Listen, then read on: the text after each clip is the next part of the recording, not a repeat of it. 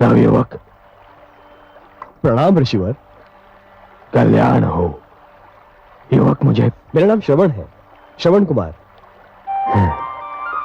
सुंदर है श्रवण, मुझे प्यास लगी है।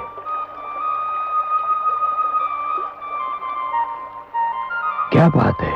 मुनि श्रेष्ठ, आपके वस्त्र तो आपका परिचय देते हैं, परंतु आपके शस्त्रों से आपका परिचय समझ में नहीं आता।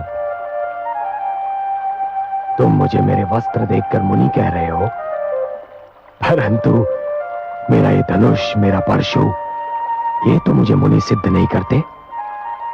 उच्च कुल का तो सिद्ध करते हैं। उच्च कुल? मेरा कर्म जाने बिना ही केवल मुझे देखकर ही तुमने मुझे उच्च कुल का सिद्ध कर दिया।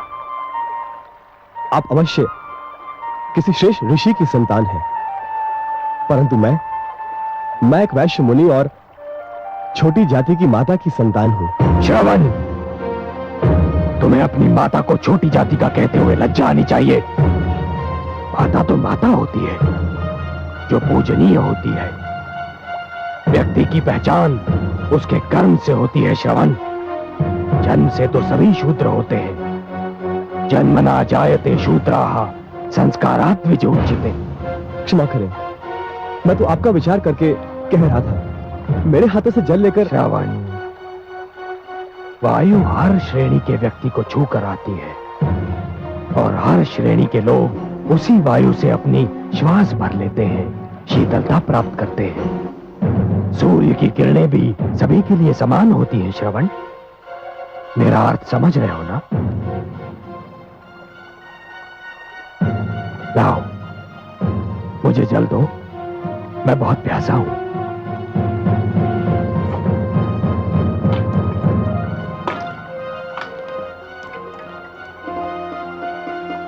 सुखी रहो।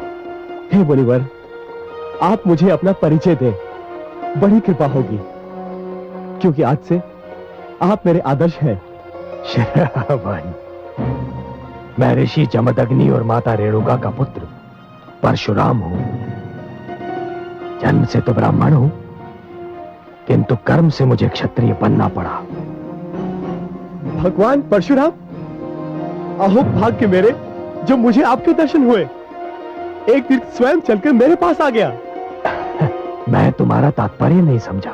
मैं अपने अंधे माता पिता को तीर्थों की यात्रा कराने निकला हूं।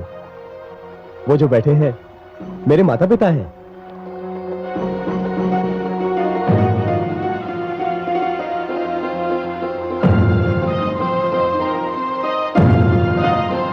परंतु मुझे वहां कोई रथ या अन्य वाहन दिखाई नहीं दे रहा श्रवण, जिसमें मैं बहुत साधारण व्यक्ति हूं।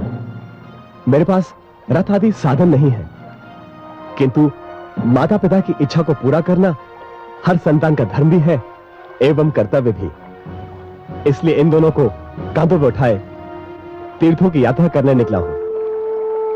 श्रवण कुमार, तुम धन्य हो, तुम धन्य हो। तुम्हारे दर्शन करने के उपरांत अपने माता पिता का परम भक्त होने का मेरा अहंकार तो चूर चूर हो गया। मुझे अपने चरण स्पर्श कर। नहीं नहीं नहीं नहीं, आप मुझे पाप का भागी ना बनाए। आपका यश तो पूरे संसार में सूर्य किरण की भांति फैल चुका है। अब चलिए, चलकर मेरे माता पिता को दर्शन देकर धन्य कीजिए। श्रवण, मैं भी उन माता पिता का दर्शन करके धन्य होना चाहता हूं, जिन्होंने तुम जैसे पुत्र को जन्म दिया। चलो चलिए।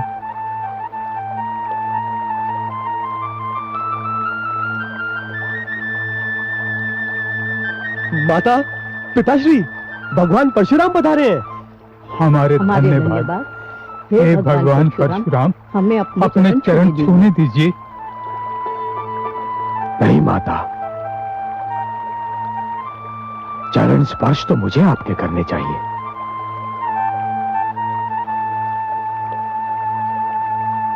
हे माता, मैं आपके पुत्र से मिलकर धन्य हो गया। आपके स्पर्श मात्र से हमें मोक्ष मिल गया। नहीं माता, आप आपके दर्शनों से मुझे संन्यास प्राप्त हो गया। इस संसार में इससे अच्छा दृश्य और कोई हो ही नहीं सकता कि एक पुत्र के कंधों पर माता पिता तीर्थ यात्रा कर ले। माता, अब मुझे विदा दीजिए। मुझे महाराज जनक के पास पहुंचना है।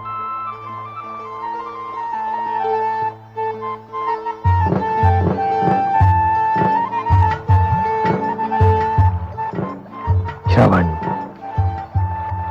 मैं हृदय से कामना करता हूं और आशीष भी देता हूं कि जब तक ये सृष्टि रहेगी, जब तक पुत्र धर्म की मर्यादा रहेगी, तुम्हारा नाम अमर रहेगा।